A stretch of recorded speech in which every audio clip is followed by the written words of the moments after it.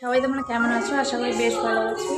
আমরাও মোটামুটি ভালো আছি, বেশিটা ভালো নেই, কারণ কি ছেলে মেয়ের শরীরগুলো ভালো যাচ্ছে না। এও সারাদিন খ্যান করে, তো তাই জন্য কালকে ব্লগ করিনি। তো ভালো আজকে করিনি। আজকে রেডি হয়েছি, ভাবছি হয়তো দিদিভাই আজকে সেজে গুজে কোথায় যাচ্ছি। তো আজকে আমি যাচ্ছি আমার পিস্তাতো বোনের সাথে। ওর আজকে সাত, অনেকদিন আগে নিমন্ত্রণ করেছি, তো যেতে তো লাগবেই। ভাবছিলাম আমার শাশুড়ি মাকে যাকে নিয়ে যাব, কিন্তু আমাদের পুকলু সোনার শরীরটা ভালো না থাকার কারণে আমার যা যেতে পারছে না। আর এই দেখে আমার শাশুড়িরও শরীরটা তেমন ভালো নেই, তো বললো মামাই তুমি যাও তোমার মাদের সাথে। তো আমি যাচ্ছি। শুরু, তো জানি না আজকে আমি একে কীভাবে সামলাবো ওখানে।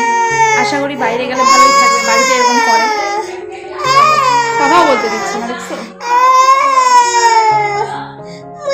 তো চলো আজকে যাই, কি করব না করবো সমস্তটাই তোমাদের সাথে শেয়ার করব। এখন আমার মা আসবে আমাদের বাড়িতে। কি মা আসবে আমাদের বাড়িতে, তো মার সাথে কাকিমাদের বাড়ি যায়, ওদের ওখান থেকে যাবো। ঠিক আছে, পরে কথা হচ্ছে, একে আগে সামলাই। হাগু দিচ্ছিস কি?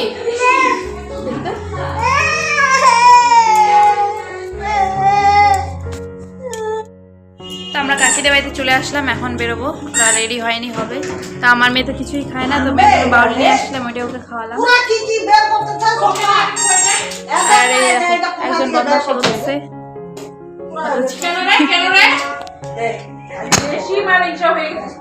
এখন আমরা বেরোবো।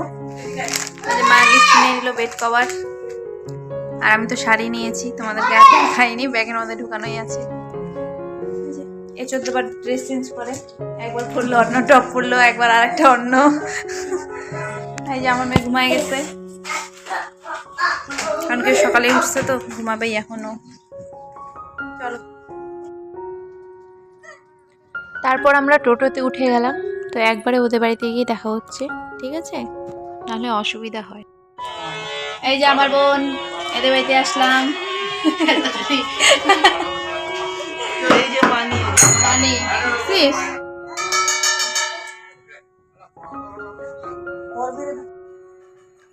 তো আমরা তো ওদের বাড়িতে চলে আসলাম, তোমরা দেখে নিয়েছো। তারপরে চা খেয়ে তো দেখো ওদের বাড়িতে কীর্তন হচ্ছে। ওদের বাড়িতে তো কীর্তন দিয়ে স্বাদ দিবে আজকে ওকে, এখনও ওর স্বাদ দেওয়া হয়নি, কীর্তনটা শেষ হলেই স্বাদ খাওয়াবে। মানে ওরা ঠাকুর ভক্ত, তো কৃষ্ণ ঠাকুরের ভক্ত হয়তো, সেই কারণে ওদের বাড়িতে যে কোনো অনুষ্ঠানে ওরা নিরামিষেই করে, আয়োজন করে। তো ওকে স্বাদ খাওয়াবে নিরামিষেই। তো ওদের বাড়ির সবাই এসেছে, ওর মা বাবা কাকিমারা। তো দেখো ওর মা বাবা ওকে এখন খাওয়াবে স্বাদ। তো তোমার ব্লগটা দেখতে থাকো।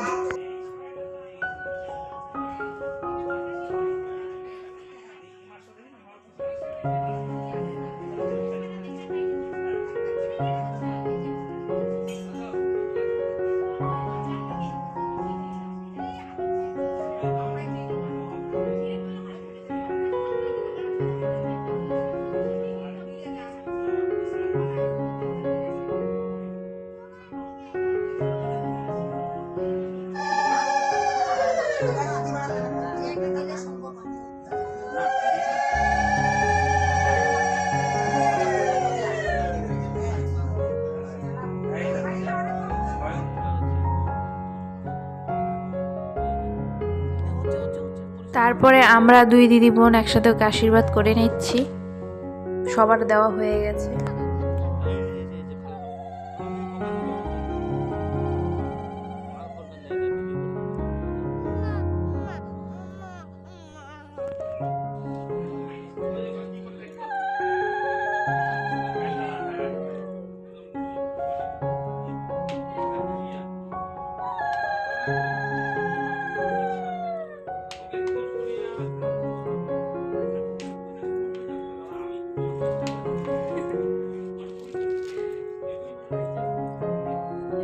সুষমা স্বাদ খায় হাঁপাই গেছে, মিষ্টি খায়।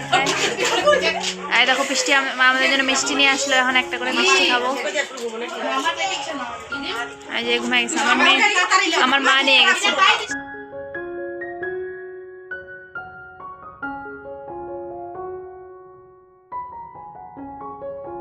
খাওয়া দাওয়া তো কমপ্লিট, এখন চলে যাবো আমরা বাড়ি। একদম পেটটা এত ভর্তি হয়ে গেছে আর বলার মতো না। আমার মেয়েকেও খাওয়া দিলাম অল্প। তো চলো বাড়ি যাওয়া যাক, বাড়ি যাওয়া একবারে কথা হবে।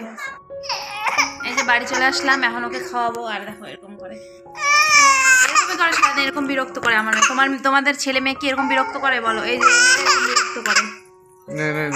বাবা ফোন দে বাবা। সবসময় ওকে ফোন দিয়েই খাইতে লাগবে, ফোন ছাড়া একটু খাবে না। ওর বাবা অভ্যাস করেছে, এই যে এই বাবাটা অভ্যাস করেছে। আমি ব্লগিং কখন করবো বলো তো? ফোনটা তো দে না, হয়ে গেছে তো। এই যে রাতের খাবারের জন্য সবাইকে জিজ্ঞাসা করলাম কি খাবে, সবাই বললো খিচুড়ি খাবে। তো সেই কারণে আমি খিচুড়ি বসিয়ে দিয়েছি সমস্ত সবজি দিয়ে। সেদ্ধ চালের খিচুড়ি, আতপ চালের খিচুড়ি বলে খাবে না। আর তোমার দাদাভাই ভাত খাবে, তাই ভাতটা আজরে রেখেছি। দুপুরে সয়াবিন আলুর তরকারি আছে, ফুলকপি আলু ভাজা আছে, এখানে একটু ডাল আছে, এগুলো দিয়ে তোমার দাদাভাই খেয়ে নেবে। তো চলো এটা হোক। আর আমার মেয়ে ঘুমিয়ে গেছে ওর ঠাম্মার কাছে।